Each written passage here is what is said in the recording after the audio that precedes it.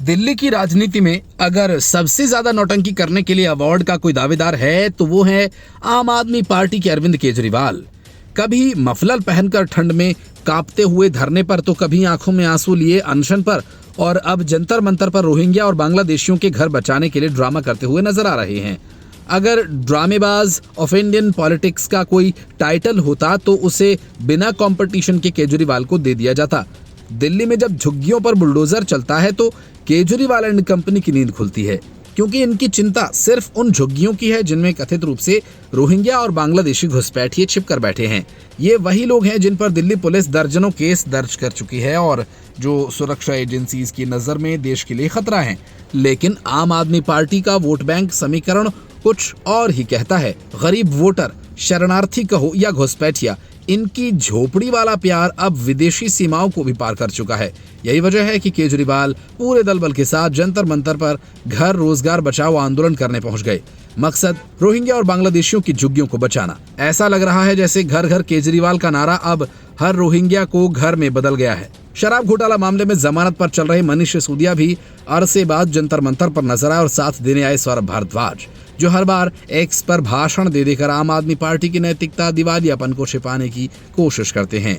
यही वजह है कि दिल्ली के पर्यावरण मंत्री मनजिंदर सिरसा ने कहा कि केजरीवाल शायद जंतर मंतर की जगह बांग्लादेश एम्बेसी में धरना देने चले जाएं, और कोई हैरानी नहीं होगी कि अगर वहां से उन्हें फ्लैट ऑफर कर दिया जाए। इस देश में बाकी सारे काम बंद कर दिए जाएं, लेकिन बांग्लादेशी और रोहिंग्याओं की झुग्गियों की रक्षा जरूरी है, क्योंकि उसमें आम आदमी पार्टी को वोट दिखता है, वोटर नहीं। सिरसा ने ठीक ही कहा कि हम ऐसी राजनीति नहीं चलने देंगे जो दिल्ली के लोगों की जान की कीमत पर की जाए। हाल ही में एक महिला से छेड़छाड़ की घटना हुई थी जिसमें संदेहियों की प्रोफाइल चौंकाने वाली थी, लेकिन केजरीवाल को इससे फर्क नहीं पड़ता। उन्हें बस फोटो खिंचवाना है, धरना देना है और फिर प्रेस कॉन्फ्रेंस में चीख चीख कर केंद्र सरकार को कोसना है। सवाल यह है कि जब दिल्ली की जनता ऑक्सीजन के लिए तरस रही थी, जब अस्पतालों में बेड्स नहीं थे, तब ये धरने की राजनीति कहाँ गई थी? तब तो सारे मंत्री गायब थे, बस सोशल मीडिया चल रहा था। और आज जब वोट बैंक की राजनीति करनी है तो सब के सब नेता मैदान में हैं। दिल्ली की बहन बेटियों की सुरक्षा की बातें करने वाले अरविंद केजरीवाल से पूछिए कि वो किन लोगों के लिए इतने भावुक हो गए हैं। क्या दिल्ली के नागरिकों की सुरक्षा से ज्यादा जरूरी अब बाहरी लोगों की वोट बैंक की सुरक्षा हो गई? इस देश में राजनीतिक असहिष्णुता की मिसालें तो बहुत हैं, लेकिन ये आतिथ्य संस्कृति अब वोट संस्कृति में बदल चुकी है। अब आम आदमी पार्टी आतिथ्य आदमी पार्टी बन चुकी है, जहां हर घुसपैठिया आपका मेहमान है, बशर्ते वो आम आदमी पार्टी को vote they. Bureau report, news of India. Delhi में आम आदमी पार्टी की हार से अरविंद केजरीवाल को आत्मचिंतन का अवकाश मिल गया था। न कोई बयान, न कोई धरना, न कोई रोड शो, मानो पंजाब की मिट्टी ही अब उनका कर्म क्षेत्र हो। लेकिन जैसे ही झुग्गियों पर बुलडोजर चला, केजरीवाल दौड़कर पहुंच गए माइक लेकर, कैमरा लेकर, साथ में वही पुराना मैं गरीबों का मसीहा वाला स्क्रिप्ट लेकर।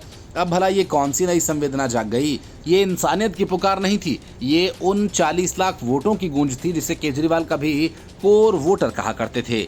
ये वही वर्ग है जिसे फ्री बिजली, फ्री पानी, फ्री यात्रा, फ्री मोहल्ला क्लिनिक का मीठा झुंझुना थमाकर सालों तक वोट बैंक की तरह ट्रीट किया गया। केजरीवाल ने चीख चीख कर कहा कि अगर 40 लाख लोग एक साथ आ जाएं तो कोई उनकी झुग्गी नहीं तोड़ सकता। अब केजरीवाल ही बताएंगे कि ये चेतावनी है या चुनावी स्क्रिप्ट का ट्रेलर। यही तो असली आम आदमी पार्टी की पॉलिटिक्स है। पहले मुफ्त की सौगातें दो, फिर वोट मांगो, और जब जनता सवाल पूछे तो मैं तो सिस्टम से लड़ रहा हूं वाला ड्रामा कर दो। दिल्ली की 675 झुग्गी कॉलोनियों में 3 लाख परिवार रहते हैं। इनमें से 40% वोटर दिल्ली की चुनावी तस्वीर तय करते हैं। 2015 में 66% झुग्गी वोट केजरीवाल के खाते में गए थे। 2020 में 61%, लेकिन 2025 में चुनावी हवा बदली और जिन 10 सीटों पर झुग्गियां सबसे ज्यादा हैं उनमें से 7 बीजेपी के खाते में चली गईं। तब जाकर केजरीवाल को दिल्ली की गलियां याद आईं। एक बार फिर गरीबों का झोला उठाया गया और कैमरों के सामने दुखड़ा रोया गया। लेकिन राजनीति अब इतनी मासूम नहीं रही। जनता अब जानती है, जो नेता संकट में याद करता है वो सत्ता में नहीं, स्वार्थ में है। रेखा गुप्ता की सरकार ने कोर्ट के आदेशों पर बुलडोजर चलवाए और केजरीवाल ने इसे सीधा बीजेपी बनाम झुग्गी बना दिया, जैसे कोई सामाजिक सुधारक नहीं बल्कि जमीन बचाओ आंदोलन का नया नेता बन गए हों। दिल्ली बीजेपी के अध्यक्ष वीरेंद्र सचदेवा ने भी केजरीवाल की मंशा को भांप लिया और सीधा हमला किया कि ये नकारे लोगों की नक्सली जमावड़ा है जो संविधान के खिलाफ बोलते हैं। ये हमला तीखा तो है, पर झूठ नहीं। केजरीवाल की टीम में वो हर पुरानी स्क्रिप्ट मौजूद है। बिना जिम्मेदारी के बयान, सुप्रीम कोर्ट के आदेशों की अनदेखी, हर विफलता को केंद्र की गोद में डाल देना। असल में जब सत्ता में फिसलती पकड़ को बचाने का वक्त आता है, तब केजरीवाल को सबसे पहले कैमरे की याद आती है। वो हर मुद्दे पर बोलते हैं लेकिन कुछ नहीं करते। दिल्ली की अवैध कॉलोनियों और झुग्गियों के लिए जो पुनर्विकास योजना बननी थी, वो 8 साल में कागज से बाहर ही नहीं निकली, क्योंकि असली मकसद पुनर्विकास नहीं, पुनर्वोटिंग था। अब जब बुलडोजर चला है तो केजरीवाल को वोट याद आ रहे हैं, न कि लोग। क्योंकि अगर लोगों की चिंता होती तो 8 साल की सत्ता में झुग्गियों के लिए कोई ठोस नीति बनाते। लेकिन तब तो फ्री वाईफाई के वादों में जनता को उलझाया गया। राजनीति का स्तर इस कदर गिर चुका है कि जनता की बुनियादी जरूरतें भी चुनावी चाल बन चुकी हैं, और केजरीवाल इन चालों के सबसे बड़े बाजीगर साबित हुए। कर्नाटक की राजनीति इन दिनों एक हाई वोल्टेज ड्रामे से कम नहीं। मुख्य किरदार हैं सीएम सिद्धरमैया और डिप्टी सीएम डीके शिवकुमार, और कैमियो में दिखाई देने वाले मंत्री राजन्ना, जिन्हें संवाद तो थोड़ा ही मिलता है, लेकिन जो मिलता है वो सनसनीखेज जरूर होता है। लेकिन अब इस स्क्रिप्ट में नया पात्र शामिल हो गया, मुख्यमंत्री का बेटा यतीन्द्र सिद्धरमैया, जो पिता के सिंहासन को 5 साल तक सुरक्षित रखने की कसम खाते नजर आए। असल में शुरुआत तो उस 2.5 साल के फॉर्मूले से हुई जो कांग्रेस आलाकमान ने चुनाव जीतने के बाद शायद चाय के साथ बनाकर परोस दिया था। लेकिन अब लगता है कि वो फॉर्मूला सिर्फ चुनावी पकवान था, जिसे खा तो लिया गया लेकिन पचाया नहीं गया। डीके शिवकुमार गुट के नेता बार बार रिमाइंडर भेज रहे हैं, सर हमारी बारी कब आएगी, लेकिन हाईकमान इस पर कोई ध्यान नहीं दे रहा। यतीन्द्र सिद्धरमैया ने यह कहकर डीके शिवकुमार के खेमे में हलबली मचा दी, मेरे पिताजी को हाईकमान और विधायकों का समर्थन है। दरअसल सत्ता में बैठे हर नेता का घिसा पीटा जुमला होता है, यानी जो जितना जोर से कहे कि सब ठीक है, समझ लीजिए कि भीतर आग जरूर लगी है। उनका यह दावा है कि सिद्धरमैया पूरा कार्यकाल करेंगे। उतना ही आत्मविश्वास से भरा है जितना कोई नेता चुनाव से पहले भ्रष्टाचार मुक्त सरकार का वादा करता है। इन सब के बीच केएन राजन्ना के इस राजनीतिक पटकथा में मसाला डाल दिया। उनका कहना है कि अब 1, 2, 3 कई सत्ता केंद्र हैं। सुनकर लग रहा है जैसे कांग्रेस सरकार नहीं कोई बहुराष्ट्रीय कंपनी हो गई हो, जिसमें हर विभाग अपना सीईओ बनाना चाहता है। राज्य के भीतर कांग्रेस की राजनीति इस समय ऐसा महसूस हो रहा है जैसे किसी ट्रेन में 2 ड्राइवर्स जबरन एक ही हैंडल पकड़ने की कोशिश कर रहे हों। गाड़ी हिले डुलेगी, झटके भी आएंगे, पर आगे जाएगी या नहीं ये कोई नहीं जानता। हाईकमान दिल्ली में बैठा हुआ है और कर्नाटक में बढ़ता झगड़े को देखकर देखते हैं क्या होता है कि मुद्रा में है। यतीन्द्र का यह बयान कि कुछ लोग सीएम बनना चाहते हैं इसलिए अफवाहें फैला रहे हैं, कोई खुलासा नहीं बल्कि पब्लिक सीक्रेट का दोहराव है। कर्नाटक की जनता को मालूम है डीके शिवकुमार इतने सालों से उप मुख्यमंत्री शब्द को आंखों में चुभते हुए बर्दाश्त कर रहे हैं। जब भी वो कुर्सी को निहारते हैं उन्हें याद आता है वादा था 2.5 साल का, लेकिन वो दिन तो कब का निकल गया। दरअसल कांग्रेस आलाकमान की स्थिति उस माता पिता जैसी हो गई जिसके दोनों बेटे एक एक खिलौने के लिए झगड़ते हुए कह रहे हों पहले मेरी बारी थी, और माता पिता यानी हाईकमान चुपचाप सोफे पर बैठकर सोच रहे हैं कि चलो किसी एक को मनाओ, बाकी तो टाइम पास करने दो। असल में कर्नाटक कांग्रेस की सरकार एकता में अनेकता की जीती जागती मिसाल बन गई है। सिद्धरमैया बेटे के जरिए संदेश भेज रहे हैं कि हम यहीं रहेंगे, और डीके शिवकुमार हर सुबह आईने में खुद को मुख्यमंत्री की टोपी पहनकर सीएम बनने की प्रैक्टिस कर रहे हैं। अब देखना यह है कि इस सीरियल का नया एपिसोड सितंबर के बाद टेलीविजन पर आता है या फिर सस्पेंस बना रहेगा। Bureau report, news of India. आम आदमी पार्टी की राजनीति में नौटंकी की कमी नहीं है, लेकिन आम आदमी पार्टी के नेता सोमनाथ भारती ने हाल ही में जो कानूनी तमाशा दिल्ली की राउज एवेन्यू कोर्ट में किया वो केजरीवाल के हिसाब से नोबेल तो नहीं, लेकिन वाकई में ऑस्कर के लायक जरूर हुआ। दरअसल हुआ यूं कि केंद्रीय वित्त मंत्री निर्मला सीतारमण ने कोर्ट में ये कहकर आपत्ति जताई कि भारती अपनी ही पत्नी लिपिका मित्रा की ओर से मानहानि के केस में पेश हो रहे हैं, यानी खुद ही पति, खुद ही वकील और खुद ही पीड़ित। असल में लिपिका मित्रा ने सीतारमण पर आरोप लगाए कि उनके बयान से सोमनाथ भारती की प्रतिष्ठा को ठेस पहुंची है। ये वही सोमनाथ भारती हैं जिन पर खुद उनकी पत्नी ने घरेलू हिंसा को लेकर अभद्रता तक के आरोप लगाए थे, और इसी चक्कर में सोमनाथ भारती की मंत्री की कुर्सी भी छिन गई थी। अब वही अपनी पत्नी के लिए अदालत में संवेदनशील पति की भूमिका निभा रहे हैं, और इस नाटक को देख तो अदालत भी कंफ्यूज हो गई होगी कि कौन किसके साथ खड़ा है। निर्मला सीतारमण के वकील ने बिल्कुल सही सवाल उठाया कि अगर आपकी पत्नी ये कह रही है कि आपके नाम की मानहानि हुई है, तो आप खुद कैसे इस मामले में वकील बन सकते हैं? क्या अब कोर्ट रूम को पारिवारिक ड्रामे का मंच बना देना चाहिए? क्या ये अरविंद केजरीवाल की नई राजनीति है? भारती का ये तर्क है कि मैं सिर्फ वकील हूं, पति नहीं।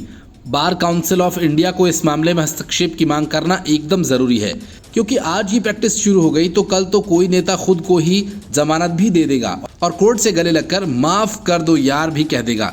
अब अदालत ने 16 जुलाई की अगली तारीख दी है, यानी तब तक भारती को और समय मिल गया है शायद एक नया ड्राफ्ट तैयार करने का, जिसमें वो बताएं कि कैसे वो वकील होने के नाते खुद को क्लाइंट भी मानते हैं और विरोधी पक्ष का वकील भी बन सकते हैं। ये वही सोमनाथ भारती हैं जिनके राजनीतिक करियर का अधिकतर समय विवादों के और बेतुके बयानों के साथ बीता है, और अब जब उनकी पत्नी खुद कोर्ट में उनके समर्थन में आ गई हैं तो इस पर भी शक होना लाजिमी है कि ये विवाह का पुनर्जागरण है या राजनीति का नया स्टंट। इस पूरे मामले में असली सवाल ये नहीं कि सीतारमण ने क्या कहा, असली सवाल यह है कि क्या भारतीय अपनी कानूनी हैसियत का दुरुपयोग कर रहे हैं, और क्या आम आदमी पार्टी की ये आदत बन गई है कि नियमों को तोड़कर अपने फायदे के लिए संस्थाओं का इस्तेमाल किया जाए। तो कुल मिलाकर ये केस राजनीति से ज़्यादा एक फैमिली कोर्ट का एपिसोड लग रहा है, जहां पति खुद को वकील बनाकर पत्नी का केस लड़ रहा है और कोर्ट को ये समझ नहीं आ रहा कि ये मानहानि है या मन की बात। गुजरात की अपनी सीट बचाकर केजरीवाल और एक सीट की ऐतिहासिक आम आदमी पार्टी जितनी तालियां बजा रहे हैं, उतनी ही जोर से अब उनके घर के भीतर असहमति की आवाजें गूंज रही हैं। विसावदर उपचुनाव में जीत का जश्न मना रही आम आदमी पार्टी को बोटाद से करारा तमाचा पड़ा। अब उनके अपने विधायक उमेश मकवाना ने पार्टी के अहम पदों से इस्तीफा दे दिया, और वो भी ऐसे आरोपों के साथ जिनसे आम आदमी पार्टी की सच्चाई और ईमानदारी की शिनाख्त खुद ब खुद हो जाती है। कोली समुदाय से आने वाले उमेश मकवाना ने खुलकर कहा कि पार्टी ओबीसी और पिछड़े वर्गों को महज वोट बैंक समझती है। सुनने में ये बातें जानी पहचानी लगती हैं, पर आश्चर्य की बात यह है कि ये आरोप बीजेपी या कांग्रेस पर नहीं बल्कि राजनीति बदलने आई उस पार्टी पर लग रहे हैं जो अपने को जनता की पार्टी कहती है। वही पार्टी जिसके नेता संविधान की कस्में खाकर लोगों को बराबरी का सपना दिखाते हैं, अब उन पर खुद के विधायक जातिगत भेदभाव का आरोप लगा रहे हैं। मकवाना के आरोपों में सबसे ज्यादा चुभने वाला बिंदु ये था कि विसावदर में पाटीदार नेता गोपाल इटालिया की जीत के लिए पार्टी ने करोड़ों रुपए झोंक दिए, जबकि कादी उपचुनाव में एक दलित उम्मीदवार को पार्टी ने कर्ज लेकर मैदान में उतार दिया और फिर उसके हारने पर उसे खुद के हाल पर छोड़ दिया। अब भला ये कौन सी ईमानदारी की राजनीति है जहां जाति देखकर संसाधन बांटे जाते हैं। लगता है कि आम आदमी पार्टी भी अब पारंपरिक पार्टियों की तरह वही खेल खेलने लगी, यानी ऊंची जातियों को टिकट और पिछड़ी जातियों को पोस्टर। मकवाना ने इस्तीफा देते हुए कहा कि यह भविष्य में निर्दलीय लड़ सकते हैं या अपनी खुद की पार्टी बना सकते हैं, यानी पार्टी में जगह नहीं तो बाहर से ही चोट करेंगे। यही वजह है कि आम आदमी पार्टी ने मकवाना को 5 साल का सस्पेंशन और विधायक पद छोड़ने की चुनौती दे डाली। ये तो है केजरीवाल की राजनीति। सवाल पूछो तो सस्पेंड कर देंगे, असहमति जताओ तो गद्दार घोषित कर दिए जाएंगे। केजरीवाल कहते थे कि हम दूसरी पार्टियों से अलग है, लेकिन अब लग रहा है कि वे कांग्रेस के पुराने गाइड बुक और बीजेपी के पब्लिक रिलेशन मैनुअल को फॉलो कर रही है। कभी आंदोलन से निकली इस पार्टी के नेताओं ने स्वराज और जन लोकपाल जैसे शब्दों से लोगों का दिल जीत लिया था, पर अब अपने ही विधायक कह रहे हैं कि पार्टी में सिर्फ उन्हीं की चलती है जो जाति या पैसा लेकर आए हों, बाकी सब सिर्फ फेसबुक लाइव में ताली बजाने के लायक हैं। इस घटनाक्रम ने साफ कर दिया कि केजरीवाल की पार्टी अब उस मोड़ पर है जहां विचारधारा से ज्यादा जरूरी है जाति और वोट बैंक का हिसाब। अब चाहे वो गुजरात हो, पंजाब हो या दिल्ली, पार्टी के अंदर की कलह धीरे धीरे बाहर की जीत पर भारी पड़ रही है। गुजरात में आम आदमी पार्टी की जीत असल में उसके लिए एक राजनीतिक चाबुक बन गई। मकवाना की बगावत पार्टी के लिए केवल संगठनात्मक संकट नहीं, नैतिक प्रश्न भी बन गई है, और अगर केजरीवाल और उनकी टीम इसे एक असंतुष्ट की खींच मानकर खारिज कर देंगे तो कल यही खींच विद्रोह में बदल सकती है। Bureau report, news of India.